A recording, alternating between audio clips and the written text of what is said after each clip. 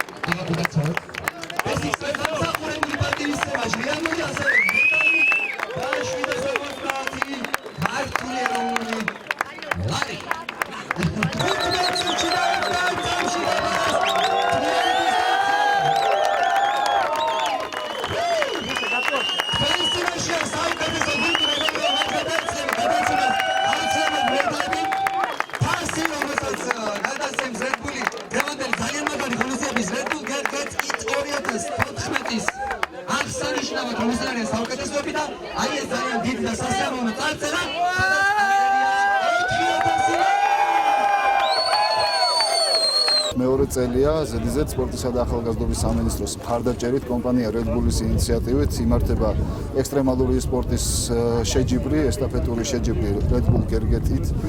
სასიხარულოა ორმაგად ის ფაქტი, რომ ეს ტრადიციული შეჯიბრი მზარდი პოპულარობით სარგებლობს. შარშან 12 გუნდი მონაწილეობდა, წელს უკვე 21 გუნდი არის.